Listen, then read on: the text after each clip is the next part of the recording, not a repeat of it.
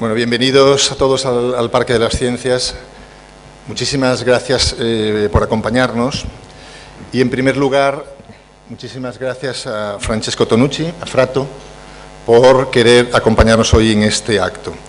Gracias también a las entidades que han apoyado esta iniciativa. Me acompañan en la mesa María del Mar Romera, que es fundadora de la Asociación Pedagógica Francesco Tonucci, está aquí a mi derecha.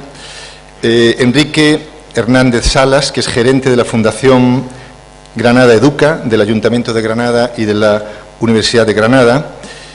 Agradezco también a la Universidad de Granada su colaboración con este proyecto, con la Facultad de Ciencias de la Educación, y a la Delegación de Educación de la Consejería de Educación de la Junta de Andalucía, que se incorporará en unos momentos.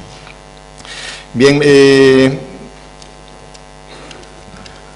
no voy a cometer el error de presentar a Francesco Tonucci en una sala como esta, en la que la práctica totalidad de quienes están aquí lo conocen, y por lo tanto, simplemente para situar la sesión, voy a decir un par de cosas que me parecen importantes sobre él. En términos informáticos, y si no se enfada Francesco, yo diría que Francesco es una persona multitarea, ¿no? Por un lado es un pensador, pero por otro lado es también un activista. Por un lado es un escritor, pero también es un dibujante, ¿no? Con ese otro alter ego de Frato, ¿no? Es una persona que desde hace muchos años está iluminando, ¿no? La tarea de todos aquellos que desde hace años también hemos querido hacer de la educación, en el sentido más amplio de la palabra, pues nuestra tarea, nuestra profesión, nuestra tarea vital. Francesco Tonucci, saben todos ustedes que es investigador del Instituto de Psicopedagogía del Consejo Nacional de Investigaciones Científicas de Italia, y yo guardo muy buenísimos recuerdos de la visita, del trabajo con él en el laboratorio que tenía en el Zoo de Roma, cuando empecé a comprender esa línea que separa y que a veces se une lo que es la investigación científica, el pensar, estudiar la realidad, y como él hacía, tratar de transformar la realidad. Es algo que posiblemente muy pocos investigadores científicos tienen esa doble tarea. Yo recuerdo cuando allí veía cómo se trabajaba sobre la circulación de la sangre o sobre las transformaciones de los productos, sobre la fermentación, todas aquellas experiencias. Quizás lo mejor que podemos hacer para conocer la obra de Francesco, aparte de escucharlo hoy, es leer sus libros. Yo creo que es altamente recomendable. Desde la escuela como investigación, que posiblemente fue uno de los hitos, ¿no?, que todos leímos, a los 3 años investiga, con ojos de niños, enseñar o aprender, la ciudad de los niños, cuando los niños dicen basta, etcétera, etcétera, etcétera. Por lo tanto, bueno, sin más que agradecerle a Francesco que nos haya acompañado tanto tiempo, que nos haya dado instrumentos científicos para comprender el mundo y para comprender a los niños y para comprender la tarea educativa, por darle las gracias por habernos inspirado y darle las gracias por habernos transmitido su entusiasmo y también su confianza en que la educación es la tarea más importante de todas. Muchísimas gracias, Francesco, y tienes la palabra. Muchas gracias, Ernesto. No han pasado 2 años que yo visité esta sala con Ernesto cuando se había inaugurado de hace poco, y le dice, bueno, quizás que un día no pueda tener una conferencia en esta sala, y hoy se cumple este deseo, y creo en la manera mejor posible, con estos compañeros aquí en la mesa, con María del Mar por un lado y Ernesto del otro lado, los 2 amigos más queridos que tengo en Granada, a pesar de todos los demás. Y no estoy en las mejores condiciones, me levanté de la cama hace 2 días, y por lo cual estoy todo tapado, pero espero igualmente de poder pasar con vosotros esta tarde una horita reflexionando sobre este título inquietante, como puede ser la escuela para mañana. Es inquietante porque esconde un problema o varios problemas.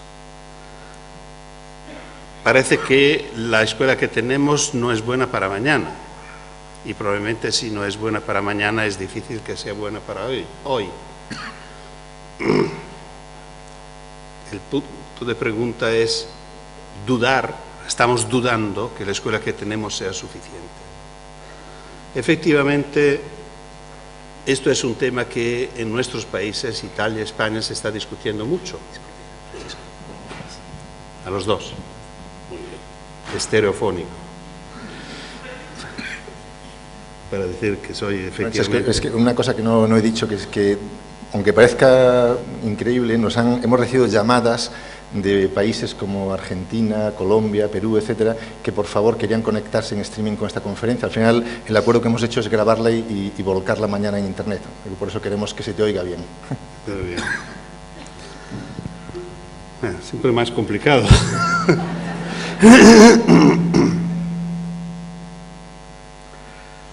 Decía que en nuestros países se discute mucho sobre este tema, si la escuela que tenemos es adecuada, si corresponde a las necesidades de países modernos, desarrollados, a pesar de estar en crisis.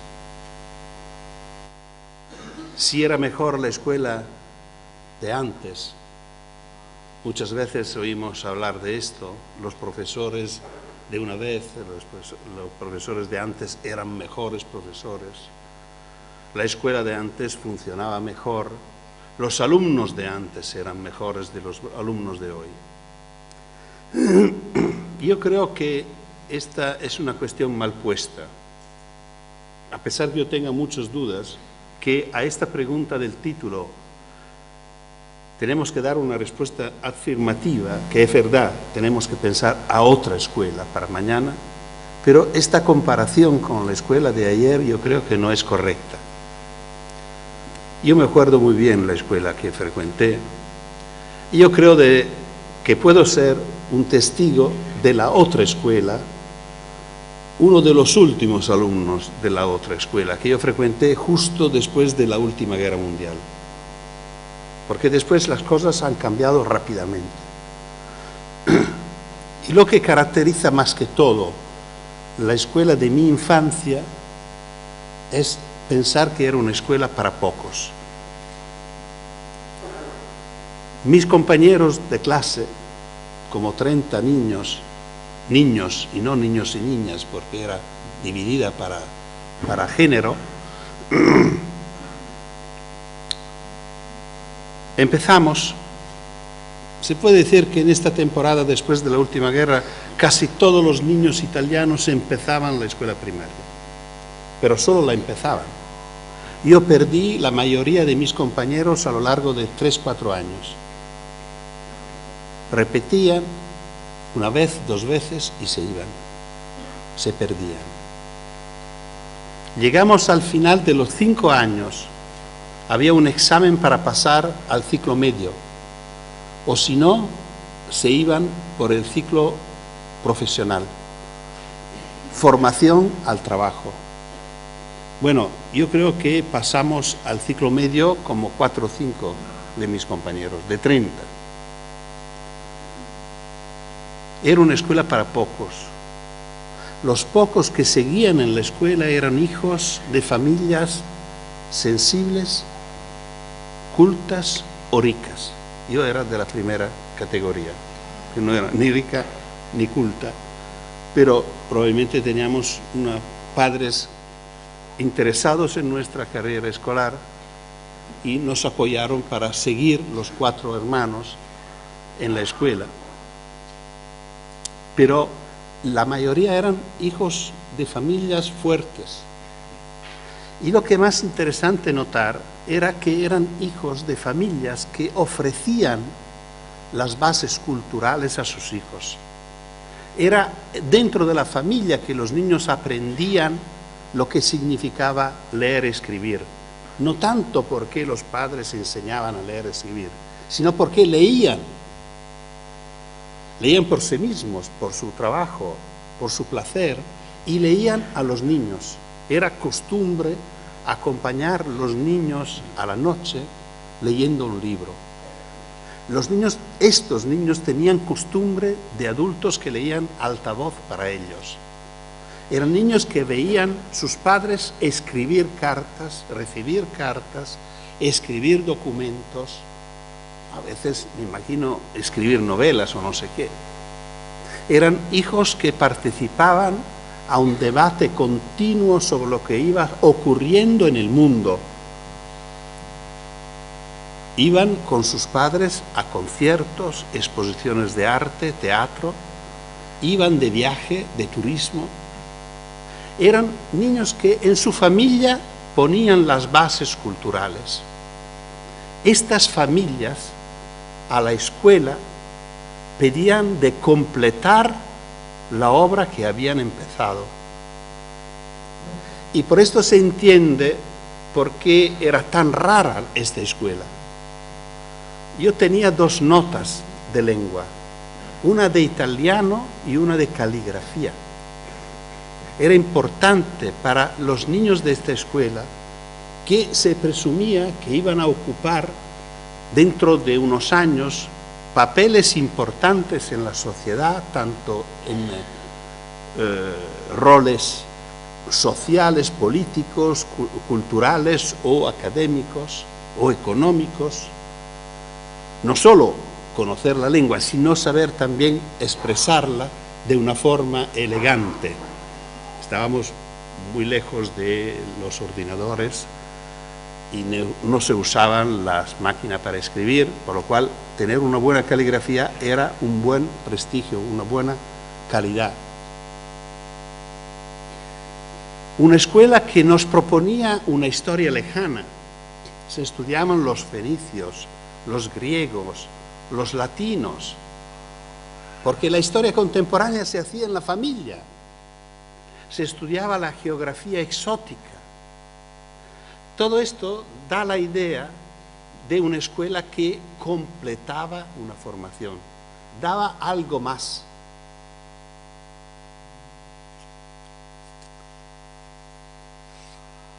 Después de la última guerra, con la llegada de las democracias, hay un cambio profundo sobre este tema.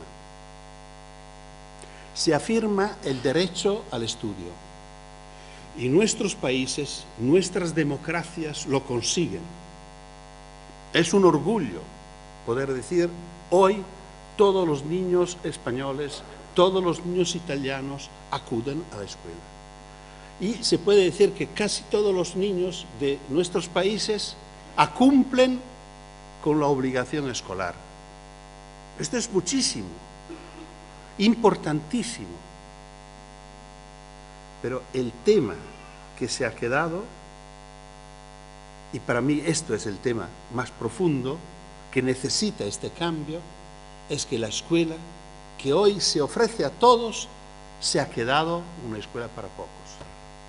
Y esto crea un choque y un conflicto profundo. No ha cambiado profundamente la propuesta escolar. Sigue siendo elitaria, sigue siendo de historia lejana, de geografía exótica, sigue siendo una propuesta para niños que ya saben bastante y la ofrecemos a niños que no saben nada. Yo sigo oyendo frases como, lo siento señora, una frase de un maestro a una madre en este caso, lo siento señora, pero su hijo no me sigue. Lo siento señora, pero su hijo no se compromete. Lo siento, pero la familia no lo apoya. Y estas son frases inaceptables.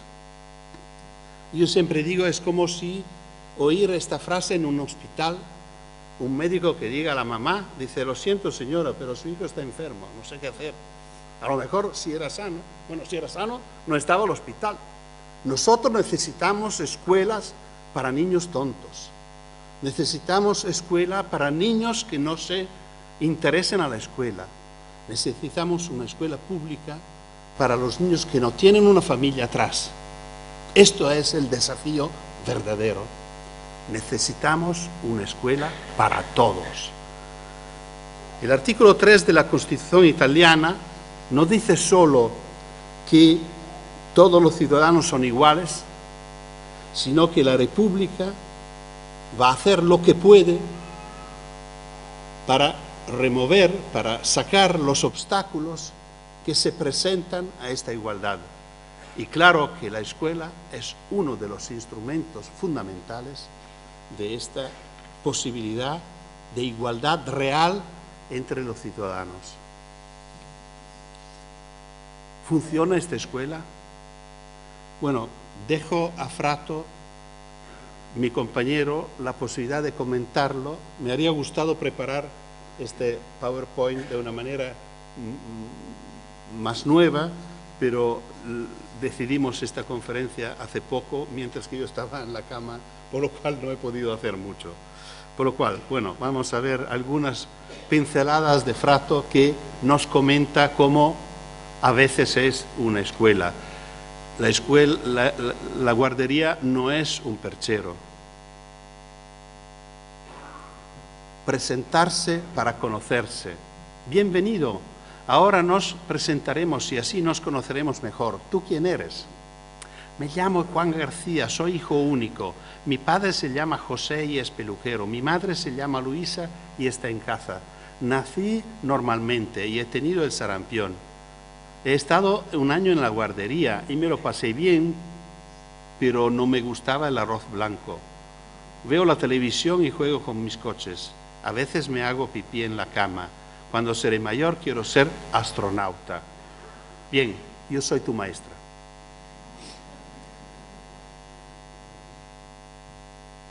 Ve este reactor, es supersónico. Que va, fíjate, no tiene las alas en forma de delta. Se acabó. Tenemos que volver a enhembrar estas malditas bolitas.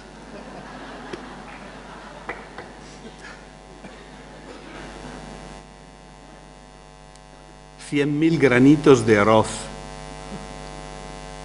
¿Qué tal va el mosaico de arroz de colores? Muy bien, gracias.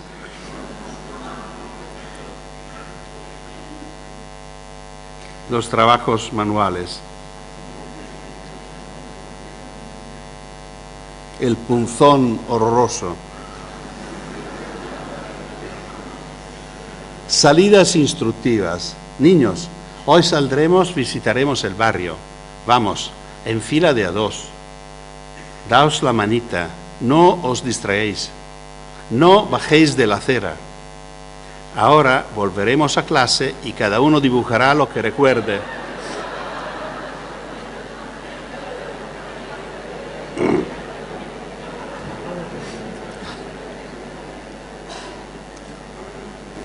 La evaluación. Luis es demasiado vivaracho. Ana es desordenada.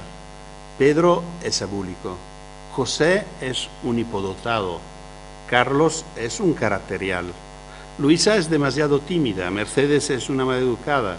Solo Juan es normal. Firmado la maestra.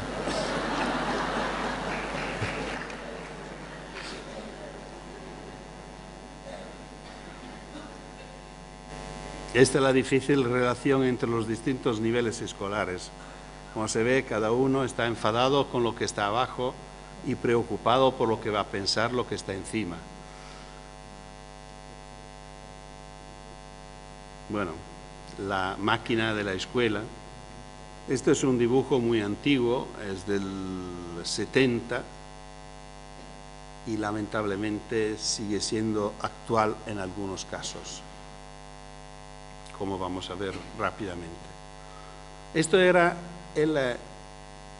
un dibujo del 68, era la jerarquía escolar de esta temporada. El niño bien peinado, con gafas, el hijo del doctor, y el último era el niño pobre, gitano. Y lo dibujé de nuevo cuando salió el libro 40 años con ojos de niños, y esto es la nueva jerarquía escolar.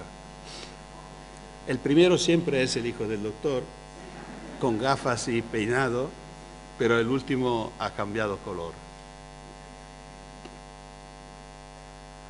Queridos niños, hoy os ofreceremos con espléndidas imágenes el fascinante mundo de una charca. Siempre delante de la televisión, apaga y haz los deberes. La rana verde croa, la rana verde croa, la rana verde croa. Esta es una página antigua, no digo de mi tiempo, pero más o menos del tiempo de mis hijos, una página que tiene como 40 años. La llevo siempre como testigo del pasado, de una escuela que hoy podemos decir es una escuela antigua. Lo interesante es que ofrece una llave para entender cómo es falsa la idea de los deberes. Bajo de los deberes hay la idea que repitiendo se aprende. Aquí es muy interesante notar que del primero I minúsculo dibujado por la maestra, pasando a los que el niño va copiando, más que se alejana del modelo, se alejana también de la forma y al final no hay nada que ver. Y lo interesante es que los dos, minúsculo y mayúsculo, al final retoman como una dignidad propia, ¿no? El niño le ha dado un sentido, ¿no? Como un pequeño caracol, la otra como una tienda. Bueno, el puntito se ha perdido, imagina el niño probablemente que ha sido un error de la maestra, este puntito que no tiene nada que ver. Y al final es un dibujo digno, pero que no tiene nada que ver con las letras. Esto tiene 40 años, pero esto es de 3 años antes. Es de hoy. Y este es el cuaderno de Martino. Martino es un niño que vive en mi familia. Es complicado, hoy es difícil describir las familias. No es mi nieto, pero bueno, vive con mi hija. Bueno, no importa, pero esto para decir que es en mi familia. No fue a buscarlo. Esto para decir que probablemente lo que ocurrió a él no es rarísimo, porque si no, no me ocurría en casa a mí, que iba a mostrarlo en el mundo. No tiene lógica, ¿no? Estadísticamente se debe pensar que ocurre frecuentemente. Esta es una página de té, y no una página de cuaderno como lo de antes, que es un cuaderno pequeño como lo que tenía yo de pequeño. Estos son los cuadernos modernos, donde de té están 10 veces tantos, por lo cual es mucho más trabajo. Y esto es Martino mientras que va compilando sus cuadernos. Bueno, esto es para mostrarle una viñeta moderna de Fratto, que ahora está también empezando a trabajar en color. Pienso que se podría aprender aún sin odiar lo que estudiamos. Esto es para introducir la segunda parte de este debate. Esta escuela está sufriendo mucho. Efectivamente, es una escuela que no le gusta a nadie. Es una escuela que no le gusta a los alumnos. Bueno, esto podemos decir, pero que no es una novedad. A mí tampoco me gustaba la escuela cuando iba a la escuela. Y creo que se nota.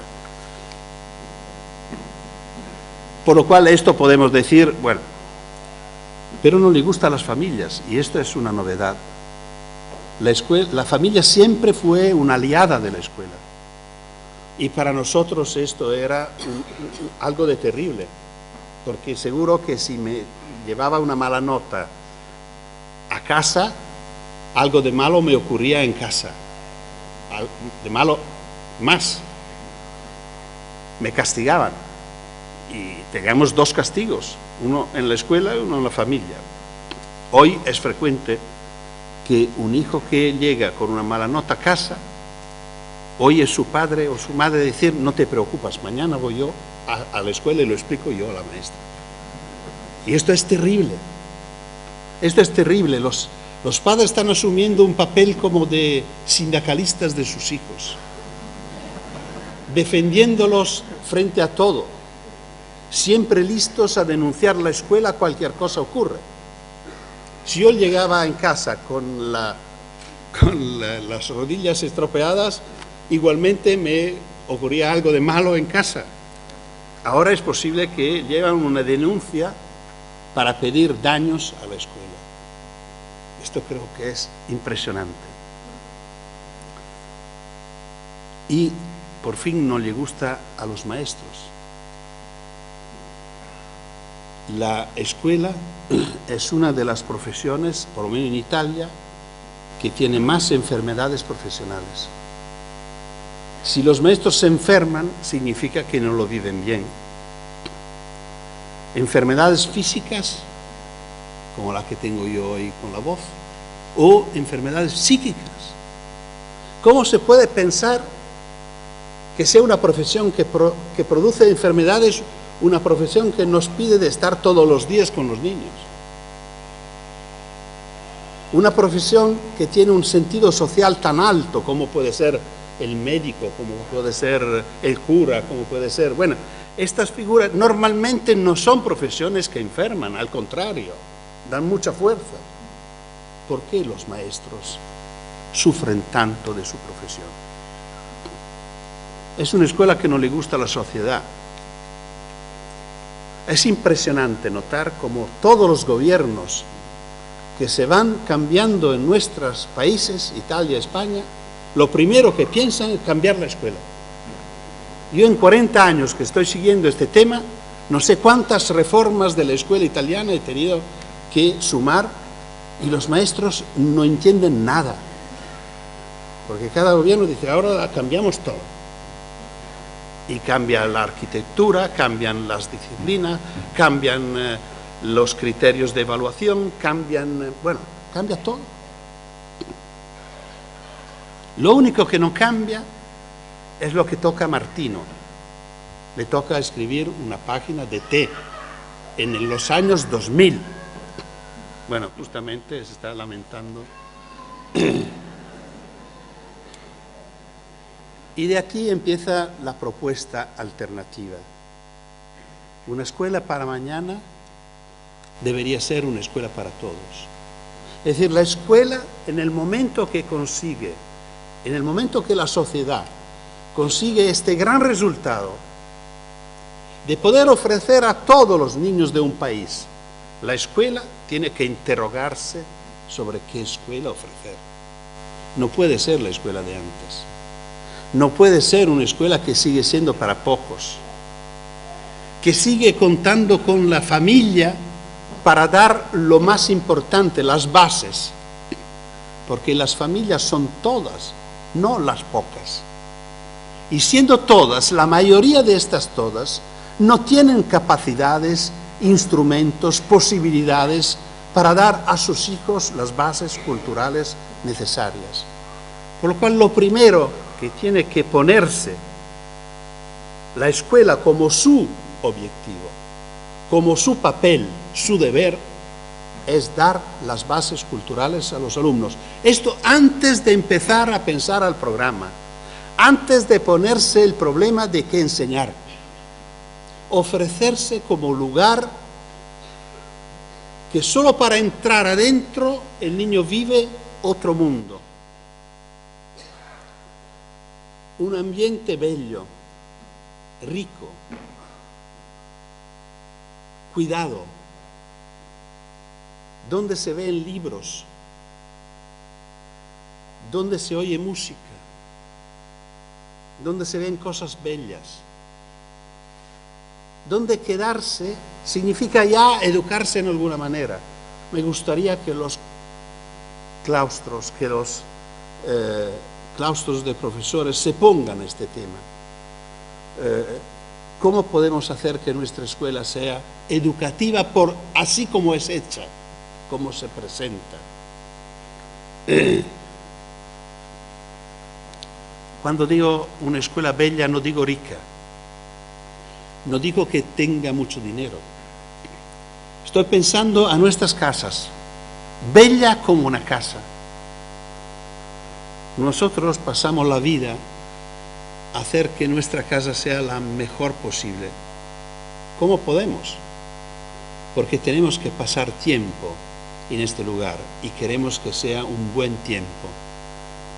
Nuestros alumnos pasan más tiempo en la escuela que en la casa a veces. y normalmente no lo pensamos como un lugar placentero, un lugar relajante, un lugar significativo, así como nos dedicamos a nuestras casas. Una escuela rica de estímulos. Hablaba de música, de arte, una huerta, un jardín, espacios significativos, estos enormes espacios vacíos. Niños que viven en casitas pequeñas, entran en una escuela enorme, donde no hay casi nada, pasillos grandes que no sirven a nadie. Un lugar donde los niños pueden escuchar la lectura a altavoz de parte de adultos. Esta es la única manera para entrar en la lectura, no hay otra. No hay métodos de aprendizaje de la lectura, son trampas. Lo único método es regalar a los niños la escucha de libros leídos por un adulto preparado, que cada día dedica un cuarto de hora a leer un libro, no solo cuentos, un libro, como un colubrón, que sigue por un mes y los niños encantados escuchando. Esto es el aprendizaje de la lectura. Y escribiendo lo que los niños dicen para que entendan el milagro de la escritura, que permite que los niños puedan llevar a casa las copias de lo que han inventado en la clase y sus padres, que no eran presentes, pueden leer palabra por palabra lo mismo que los niños han dicho. Esto es un milagro. Y esto debería ocurrir mucho antes que los maestros propongan a los niños de escribir la primera palabra, que parece, al contrario, la costumbre del primer día de escuela a los 6 años. La primera actitud es esta de dar las bases. El segundo debería ser la abertura. Para que sea para todos, la escuela debe estar interesada en lo que los niños pueden aportar a la escuela. Una escuela de la escucha antes que de la propuesta. Un momento educativo debería siempre empezar con la escucha y nunca con la propuesta. Porque una propuesta nuestra nunca podemos saber cómo se coloca por cada uno de los alumnos. Por algunos puede ser totalmente normal, prevista, que la pueden recibir muy bien, y por otros puede ser algo de inaceptable, de incomprensible, y esto produce un rechazo, una clausura y una incomprensión, que dentro de poco será una imposibilidad a seguir la propuesta escolar. Por lo cual siempre tenemos que empezar escuchando a los niños, interesados a lo que cada uno de ellos puede llevar a la escuela como su material escolar. Los materiales verdaderos no son los libros de texto, sino son los pensamientos de los niños. Esto es el material sobre lo cual tenemos que trabajar. Y esto da la idea a cada uno de los niños de lo importante que es él por su escuela. Su escuela está esperando su aporte, su contribución. La escuela lo reconoce digno y capaz. Por esto la escuela tiene que ofrecer a los alumnos un abanico amplio de lenguajes. Claro, porque la forma más dura y que es muy difícil a darse cuenta, que la escuela utiliza para seleccionar los alumnos y para rechazarlos, es la selección de los lenguajes. Cuando la escuela dice, o no lo dice, pero lo hace, que lo más importante que todos es escribir y leer, o la ciencia, la matemática, y todo el resto vale poco, o vale nada. Claro, que ya hemos echado todos los que no están dentro de estos parámetros. Es muy interesante notar cómo, por ejemplo, todo lo que es manual y artístico, en la carrera escolar va disminuyendo con los años. En Italia tenemos el nivel más alto escolar, es el liceo clásico. Es lo que prepara a los intelectuales, los que prepara los universitarios de las facultades que una vez eran las más reconocidas, hoy mucho menos, filosofía, letras o tal. Bueno, en el liceo no hay ninguna experiencia que se hace con las manos. No hay dibujo, no hay manualidad, no hay nada de nada, solo de cabeza. Esta es la escuela de la élite. Claro que esto indica una forma de evaluación. Al contrario, la escuela debería ofrecer lenguajes para todos. Por esto estoy pensando más a una escuela de talleres que a una escuela de aulas. A mí me gustaría mucho que desaparecieran las aulas y solo una escuela fuera compuesta de talleres. El taller de física, el taller de arte, el taller de música, el taller de lectura, el taller de biología, el taller, bueno.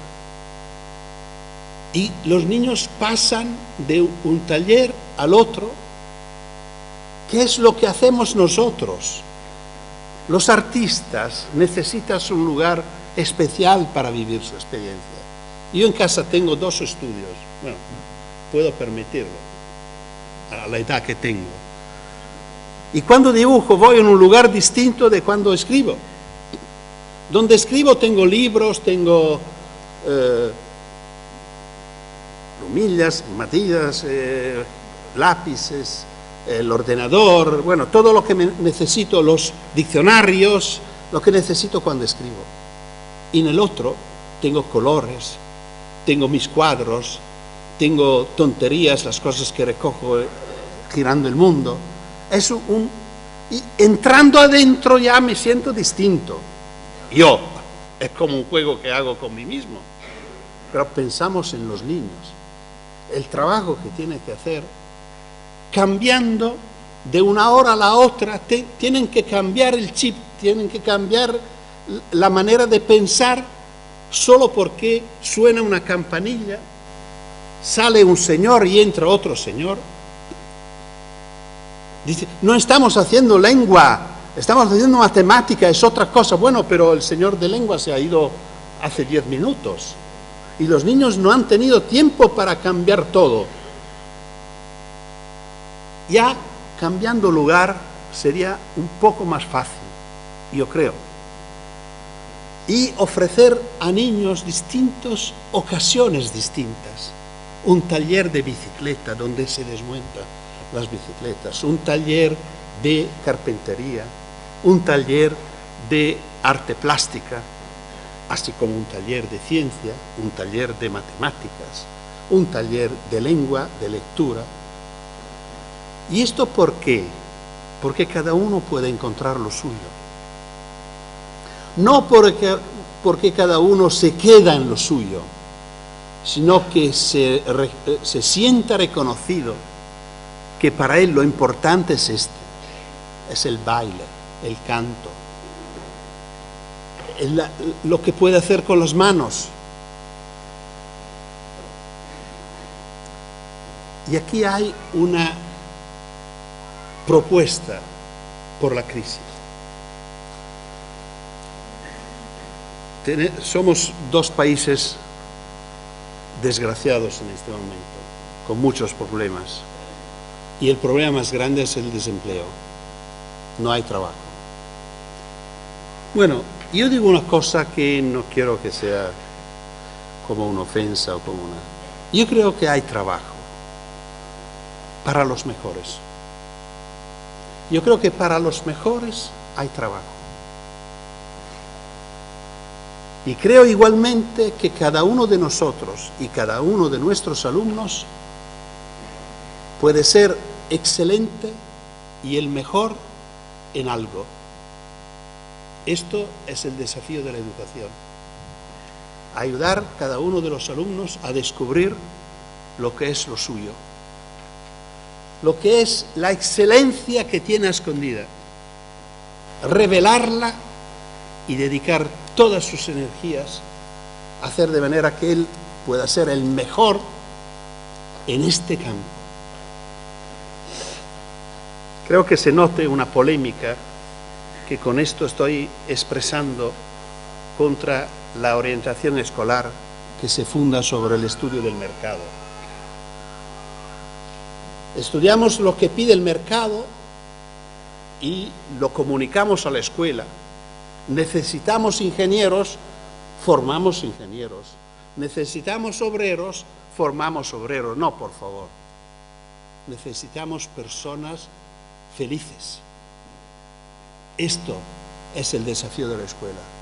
Esto es el desafío de la educación. Este es el desafío de nosotros, padres, y de nosotros, maestros.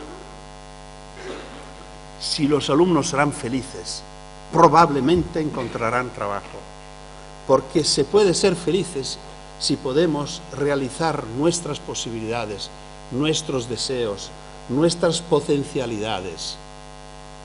Con esto no digo que un chico que se siente muy portado al baile debe terminar su formación en el baile. No.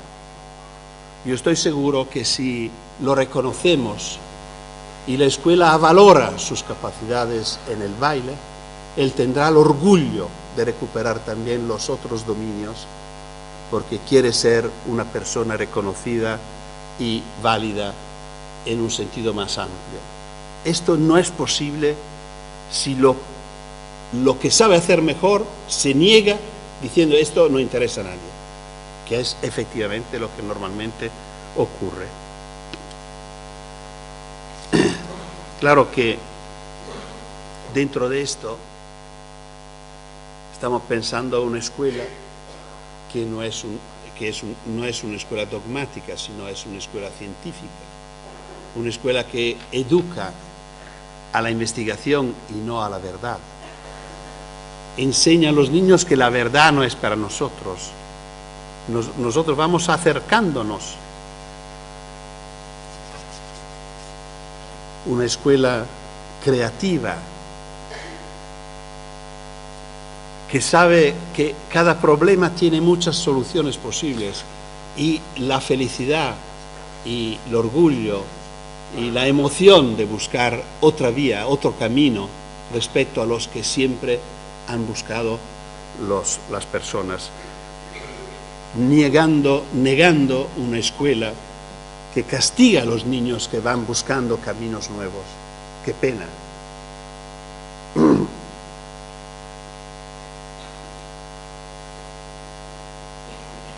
Una escuela de las diversidades. Claro que si una escuela se abre y recibe los alumnos, cada uno con sus capacidades y sus características, claro que es una escuela que se funda sobre la diversidad. Una escuela buena es la escuela donde hay diversidades. Por esto yo soy desde siempre partidario de la escuela pública. No porque tenga algo contra la escuela privada, pero porque la escuela privada muchas veces reduce las diversidades. Es una escuela para nosotros, para los que la piensan como yo, para los iguales y no para los distintos. Por esto siempre digo que la escuela mejor es la escuela pública más cercana de mi casa. Y siempre aconsejo a los padres de inscribir los hijos en la escuela más cerca. ¿Pero por qué más cerca? No es un criterio de calidad, porque dentro de poco puede ir solo. E ir solo a la escuela ya es algo de importante. Y claro que este tema de la diversidad que ahora nos hace pensar al tema de la multiculturalidad, pero es un camino largo. Lo decía empezando, que yo empecé mi carrera en una escuela de varones. La escuela tenía dos partes, totalmente separadas. las de las mujeres y de los hombres. Y era muy interesante la relación entre los dos géneros, porque los que eran mejores a nosotros, cuando los mejores de nosotros nos llevaban a las mujeres para mostrarnos los mejores a las mujeres, pero igualmente los peores los llevaban a las mujeres para dar vergüenza. Y el contrario también, era recíproco. Ahora niños y niñas están juntos, por suerte. Bueno, hay tonterías de alguien que cada cuando empieza a decir que tenemos que separarlos mejor porque funciona mejor. ¿Qué significa funciona? Bueno, no abrimos. Cuando yo iba a la primaria, los niños que tenían problemas escolares no estaban con nosotros, estaban en clases diferenciales. La idea era de tenerlos separados para entrenarlo, para devolverlo a la clase común. Nunca ocurrió esto. Y los niños que tenían discapacidades no estaban con nosotros. Y no estaban juntos en otro lugar, sino separados, los ciegos con los ciegos, los sordos con los sordos. Era profunda la idea de la igualdad.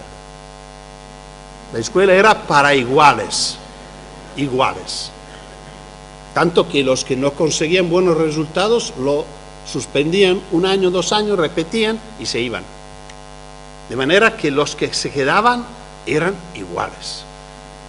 Bueno, hemos pasado mucho tiempo, muchas peleas y afortunadamente conseguimos muchos resultados. Ahora están juntos mujeres y hombres, tontos y listos, oyentes y no oyentes como yo soy hoy por la noche, discapacitados y sanos, entre comillas, magrebí y españoles. Pero lo raro es que necesitamos y pretendemos que todos tengan la misma edad. Esta es la última defensa de la igualdad. No tiene ningún sentido. No tiene ningún sentido. Porque claro que si están juntos, niños listos y tontos, discapacitados y no discapacitados y tal, pero tienen todos 6 años, no significa nada. Un niño con problemas psicológicos de 6 años probablemente tiene una edad mental de 3. Y esto sería otra barrera que tenemos que superar. Mezclar las edades, de manera que los niños pueden elegir con quién reconocerse, con quién ponerse al lado. Esto será, yo espero, otra batalla por otro momento. Y voy terminando. Antes de llegar al último punto, tengo que, con la ayuda de esta viñeta durísima de Frato, dichoso, que es lo que yo pensaba cuando iba a la escuela de pequeño. Todos los que veía en la calle, cualquier cosa hacían, pero sabía que no iban a la escuela, para mí eran dichosos. Porque lo único que tenía la condena era yo, que iba a la escuela. Un niño de 6 años, después de pocos meses de escuela, un niño de Bogotá, en Colombia, dice a su madre, y su madre me lo cuenta, mi hijo me ha dicho, yo quiero ir a la escuela un día para semana, porque esto es suficiente para aprender todo lo que me enseñan. Y los demás días los necesito para jugar. Esto me ha dejado muy sorprendido. Me parece un niño que había entendido mucho. Y hacía una crítica muy profunda. Él decía, pasamos demasiado tiempo dentro de la escuela. Si pensamos que los niños, los chicos, los jóvenes, pasan más que 10 años, casi 9 meses cada año, de 5 a 8 horas cada día en la escuela. Si vamos a ver lo que produce todo este tiempo, a veces sale la tentación de pensar lo que piensa este niño.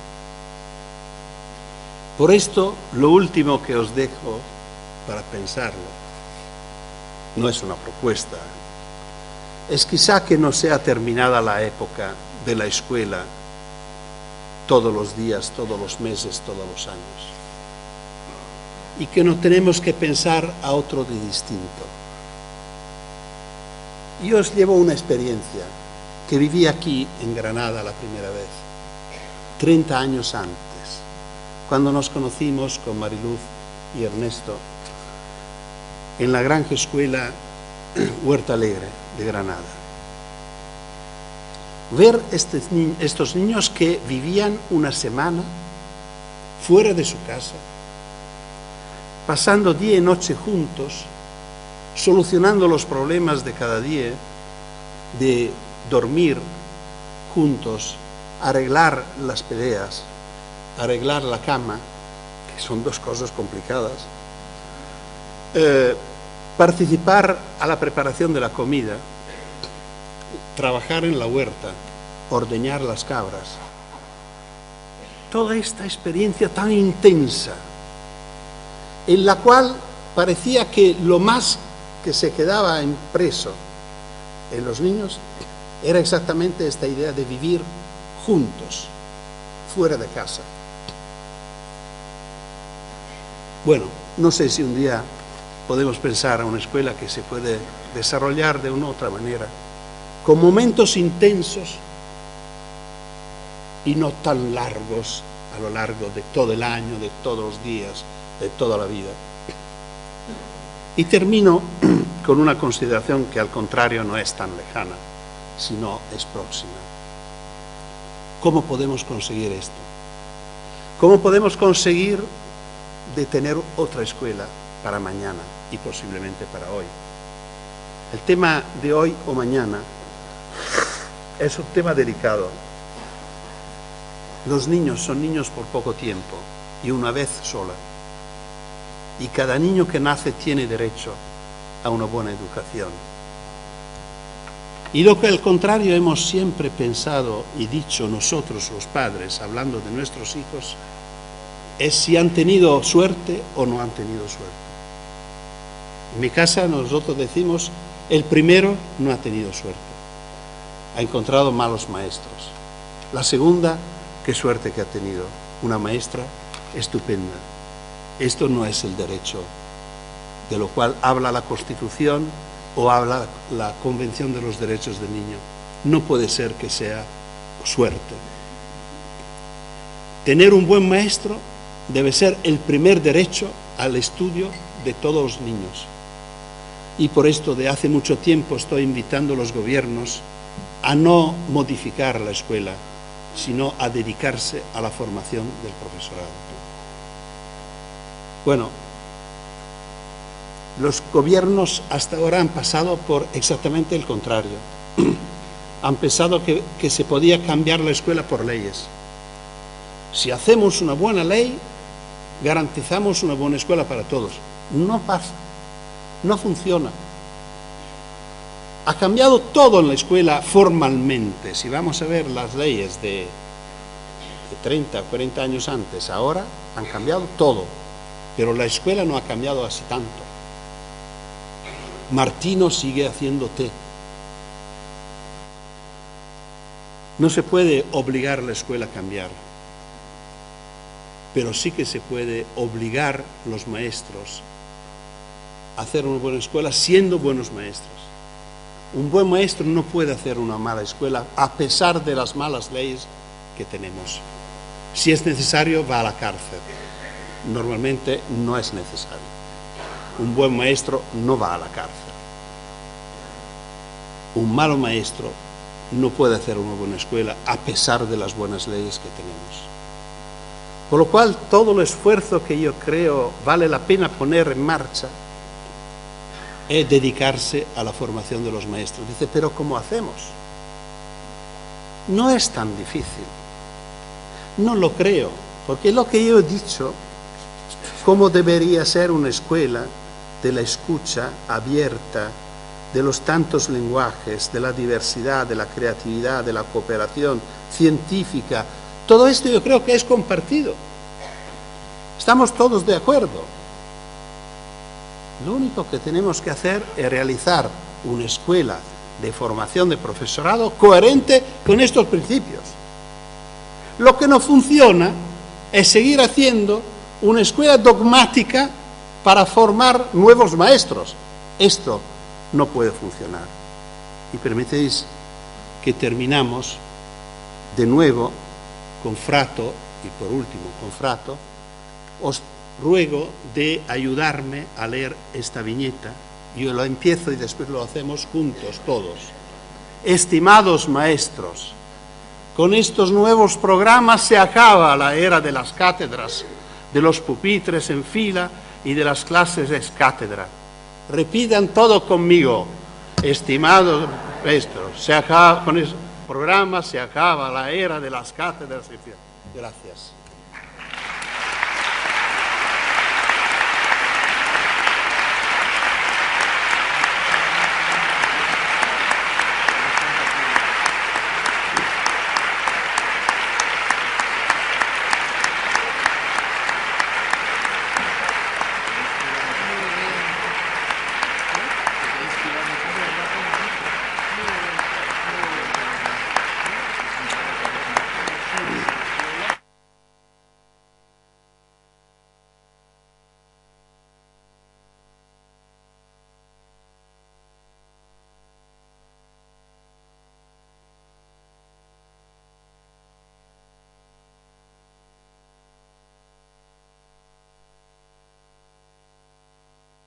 Enfermo, fíjate si...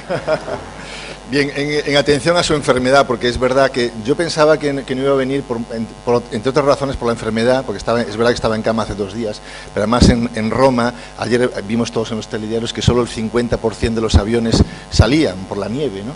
Y otros problemas organizativos que tiene el país ahora, que no vamos a entrar. Pero, en fin, afortunadamente ha venido. Bien, vamos a hacer por atención a él, por su estado de salud, vamos a hacer un turno breve de preguntas. Yo creo que podemos dedicar unos minutos a hacer algunas preguntas. Y luego él se ha prestado también a hacer unos minutos a firmar libros fuera, por lo tanto, en cuanto que acabemos, el que quiera, pues podemos compartir unos minutos fuera. Pero yo quería empezar pidiéndole a los miembros de la mesa, María del Mar y a Enrique,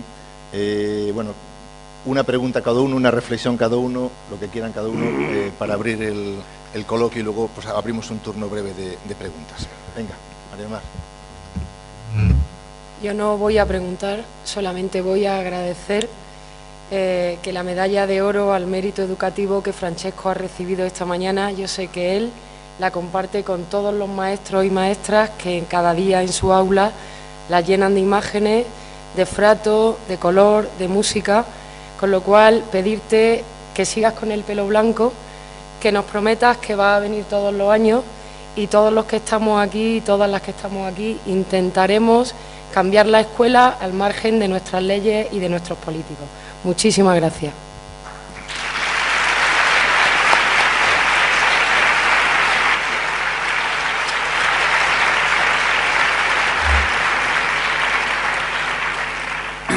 En fin. Muchas gracias por tu charla. La verdad es que he tomado buena nota de muchas de las comentarios y apuntes que has dejado aquí impreso en el aire, ¿no? Me gustaría simplemente hacerte una pregunta como padre.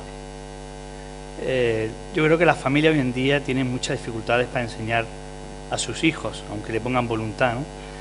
Entonces, en ese aspecto me gustaría que pudieras profundizar o pudieras darnos algunas pistas de cómo podemos los padres o las familias hoy en día compaginar con las escuelas la formación o la crianza de nuestros hijos. Es un aspecto que me preocupa mucho. Gracias. Sí, esta es una inquietud, creo que no es nueva. Esto desde siempre ha sido el problema de los padres, y una vez se hablaba mucho de esto entre padres y maestros. ¿Cómo hacemos para lo mejor que puede ser de nuestros hijos? Yo creo que vuelve lo mismo de antes que decía. Tenemos que adivinar lo que es mejor para nuestros hijos. Yo recuerdo, por ejemplo, un debate que hemos tenido mi mujer y yo con la sobre la carrera de nuestro hijo menor, que era un hijo no tan afortunado con la suerte que ha tenido en la escuela y que no le gustaba la escuela. Pero mi mujer decía, bueno, sería mejor que seguía en la escuela superior con un liceo, si no es clásico, que sea científico, pero bueno, siempre es un título importante. Y él deseaba hacer una escuela de arte. Y yo defendí mucho esta elección de Simone. Y hoy es un reconocido dibujante, tiene una pequeña editorial para niños, lo hace muy bien, recibe muchos premios. Es decir, consiguió su sitio en la vida. Yo estoy muy contento de haber defendido esto yo creo que debe ser intentar adivinar lo que puede ser lo mejor para ellos y no para nosotros.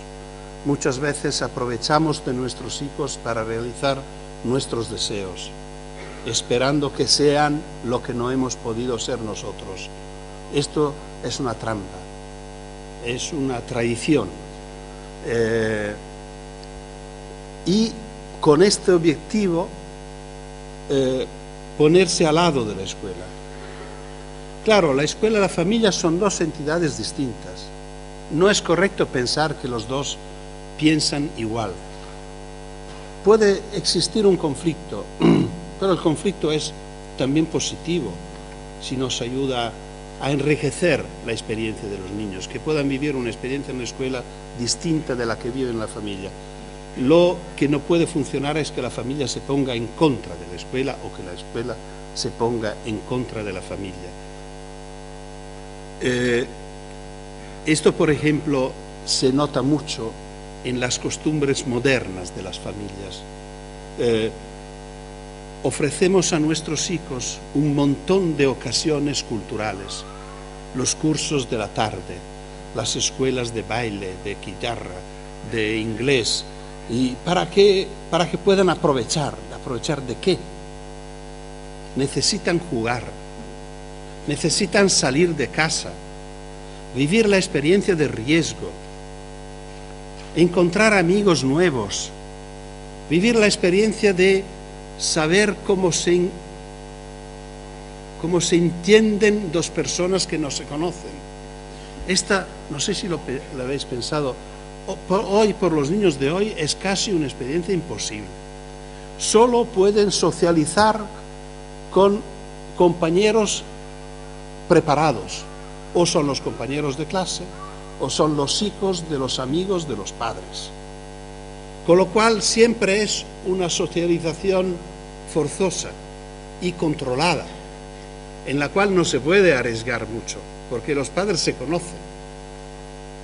Lo que hacíamos nosotros de pequeños, haciendo lo que no se debía hacer, o por lo menos que los padres decían que no se debía hacer, y creo que han sido importantes experiencias para conocer el otro y para conocernos nosotros.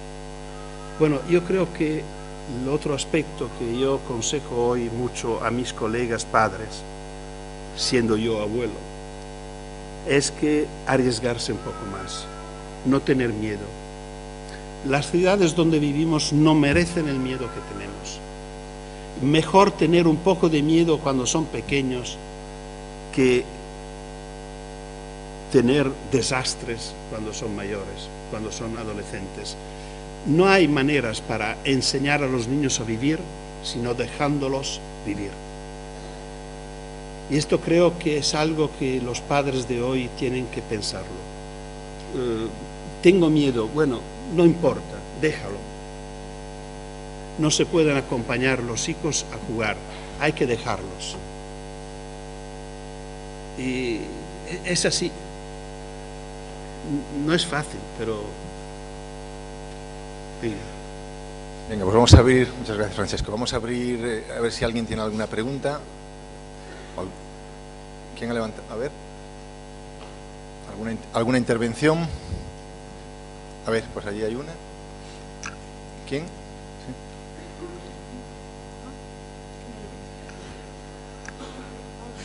A ver.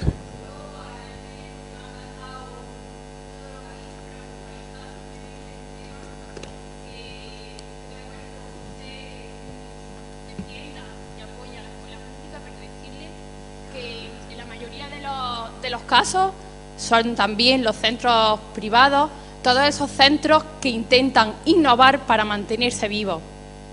Y son todos esos centros, como por ejemplo tipo Huerto Alegre, los que hacen que los niños, por motivación del profesorado, puedan vivir una gran experiencia y no dejen en un margen esa parte de la ley para que realmente el niño crezca y tenga una fortaleza en sus verdaderas habilidades.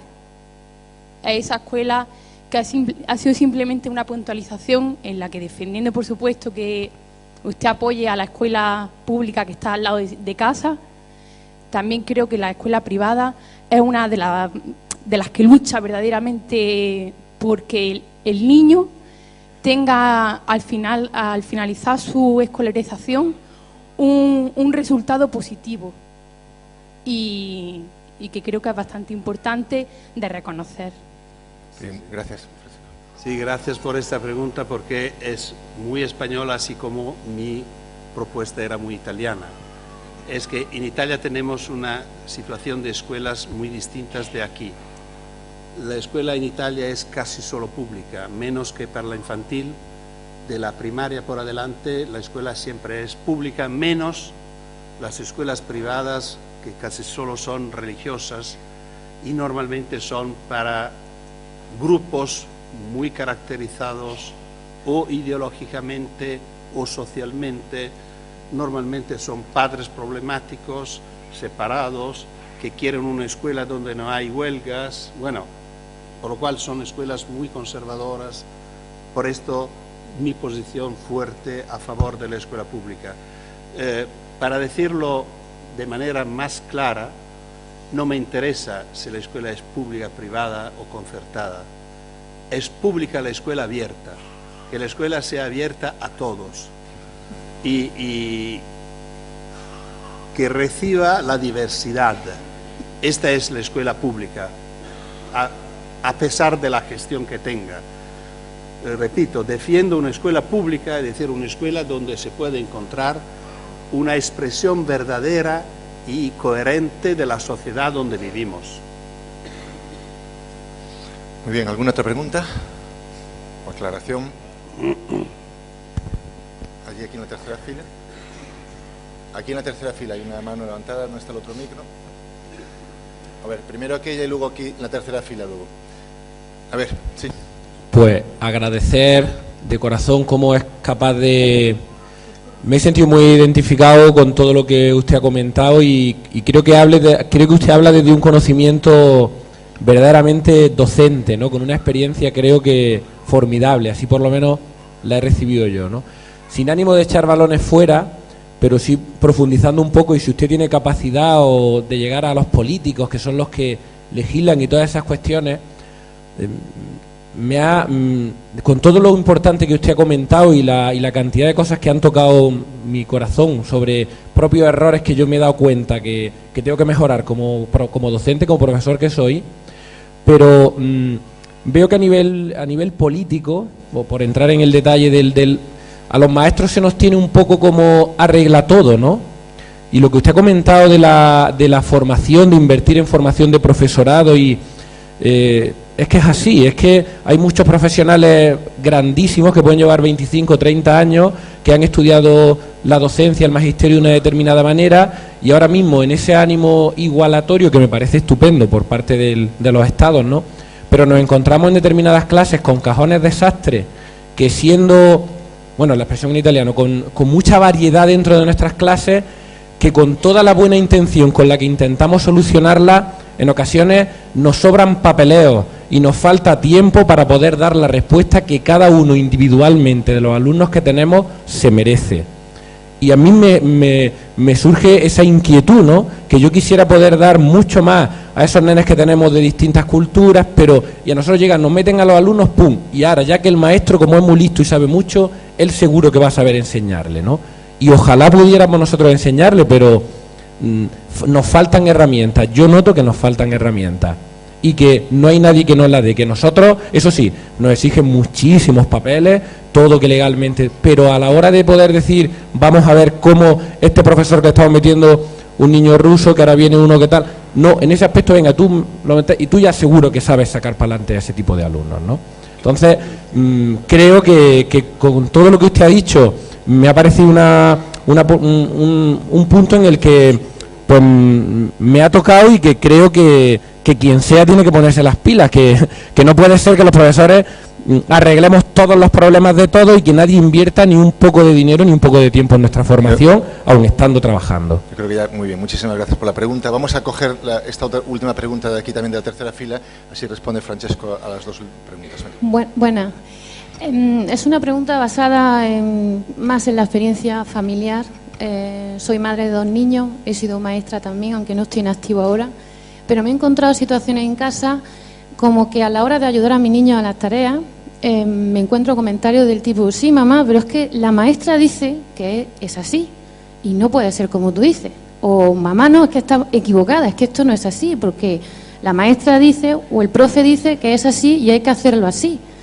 Entonces yo como madre a veces no me quiero entrometer demasiado porque pienso que puedo perjudicar a mi hijo en clase. De hecho, a veces me ha llegado comentarios de mi niño de que es que he dicho en clase lo que me dijiste ayer y el maestro tal o la maestra tal. Entonces no sé a veces dónde está el límite entre el apoyo que podemos dar en casa como padres y lo que podemos creer que es mejor para nuestros hijos y el día a día o la realidad que ellos luego se encuentran en su aula, ¿no? A veces me encuentro un poco bloqueada, sobre todo cuando encuentro o escucho su respuesta de no, mamá, es que tú estás equivocada porque mi maestra me ha dicho que esto es así, ¿no? Muy bien, yo creo sí. Está ya clara yo creo que está clara la pregunta. Bueno, creo que la primera pregunta no es una pregunta, yo comparto la dificultad que tienen los maestros y como decía, el tema debería... Yo creo que frente a tantas cosas que los maestros tienen que hacer que no es exactamente su deber primario, yo propongo la desobediencia civil.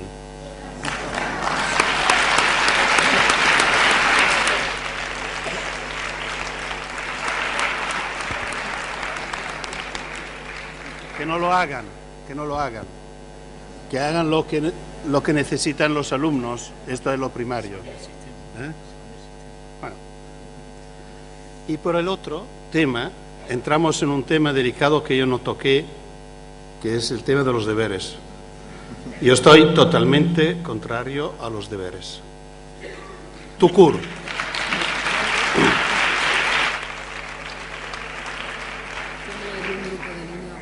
Los deberes son una trampa, una equivocación pedagógica. Se piensa que los deberes pueden ayudar a los niños débiles para dar fuerza a sus aprendizajes y ocurre exactamente el contrario. Los niños débiles no tienen ayuda en casa para dar fuerza a los que no saben. Por lo cual, los niños que vuelvan a casa, uno bueno, un buen alumno, y otro malo alumno, es probable que el buen alumno, cuando llegue a casa, tenga una mamá preocupada, como usted dice que tiene que hacer, y tiene que pasar con estas contradicciones, que la maestra dice así, hay que hacerlo de esta manera. Claro que esto con creatividad, ciencia, no tiene nada que ver. Hay que hacerlo como dice la maestra, que es dogmática. Pero seguro que su hija o su hijo tendrá la oportunidad de hacer bien sus deberes y el día después, cuando vuelve a la escuela, sabe un poco más. El hijo débil vuelve a casa, probablemente no tiene nadie que se preocupa de sus deberes y si por buena voluntad se preocupa, no tiene ninguna capacidad de ayudarlo. Su mamá o su papá casi seguro saben menos que sus hijos. Por lo cual él no puede hacer los deberes. Si lo hace mal. La diferencia entre su hija y este niño, el día después será un poco mayor. Por lo cual los deberes han conseguido exactamente el resultado contrario de lo previsto. Con esto, ¿qué quiero decir? Primero, que todo lo que pertenece al aprendizaje se hace en la escuela con la garantía de los maestros, porque es su papel. Y como son muchas las horas de escuela, deben ser suficientes para hacer todo lo que necesitamos para nuestros alumnos. Segundo, los niños no tienen que hacer nada fuera de la escuela, no estoy diciendo esto, pero dejamos que puedan hacer lo que quieren. En esto, el mensaje de Freinet, un pedagogo francés que vivió dentro de las dos guerras, es muy interesante y quiero terminar con este ejemplo que me parece muy sugerente. El texto libre. Este maestro decía a los niños, bueno, para mañana, si queréis, podéis llevar textos libres. ¿Qué significa? Que si os ocurre algo de muy importante para vosotros y que os parece importante e interesante para vuestros compañeros, si queréis, podéis escribirlo. Si lo lleváis a la escuela, lo vamos a leer juntos, lo trabajamos juntos y a lo mejor lo pasamos en el periódico de clase. Es un mensaje interesante porque tiene un aspecto de necesidad y un aspecto de libertad. Si te ocurre algo de muy importante, no cualquier cosa, debe ser importante. Claro que importante puede ser ver un pájaro que no conocía, puede ser ver una luz extraña o pensar algo de, bueno, lo que puede ser que sea importante y que pueda ser interesante para tus compañeros. Con esto, si quieres, si tiene gana, lo puede escribir y llevártelo a la escuela. Por lo cual esto no es un deber, es un privilegio, es un regalo. La espera del maestro es que sean pocos a llevarlo, porque si son muchos, ni tenemos tiempo para leerlos. Pueden ser 4 o 5 cada día. Si son más, no funciona. No tiene nada que ver con los deberes que nos daban para mañana 10 frases sobre mamá. 30 niños que escriben 10 frases cada uno, son 300 frases tontas. Mi mamá es bella, mi mamá es buena, mi mamá no sé qué, mi mamá... ¿Qué hacemos? Lo leemos, 300 frases, pasamos 2 horas leyendo tonterías. No se leía, nadie se daba cuenta de lo que había pasado, por lo cual nosotros pasando horas escribiendo estas tonterías y nadie se lo lee, por lo cual la propuesta era escribir no importa qué, para nadie, pero correcto. La propuesta del texto libre es escribir solo si es importante, solo si lo quieres, y no importa cómo, porque lo vamos a corregir juntos. No interesa. Bueno, claro, mejor que puede. Pero repito, no es un deber, es un regalo. Pedir a los niños que al final de todos los días ni se debería hablar. En Italia hay escuelas que hacen el tiempo lleno, que serían 8 horas cada día, y dan deberes por las horas que faltan para no dejar solos los niños 3 horas en la casa. Normalmente se dan deberes al final de semana, normalmente se dan deberes por las vacaciones. Yo creo que estos tiempos son de los niños. Y la escuela debería ser celosa de respetar este tiempo de los niños, porque la escuela necesita que los niños vivan experiencias y la lleven a la escuela con el método del texto libre. Porque esto es el material que necesita la escuela. Si no tiene este material, está condenada a volver a los programas y los libros de texto, que los que estamos viendo hoy en la escuela de hoy. Por lo cual, no deberes, por favor, sino regalos. Que los niños puedan llevar a la escuela lo mejor que pueden buscar en sus finales de semana, en sus vacaciones, para que la escuela sea más rica.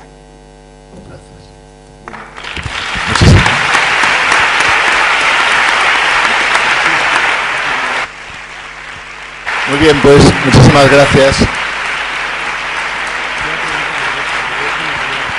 Muchísimas gracias a todos ustedes por acompañarnos, por llenar este auditorio. Creo que Francesco no nos pone deberes, sino que nos hace regalos para que sigamos pensando y reflexionando sobre la mejor educación. Muchas gracias, hasta la próxima ocasión.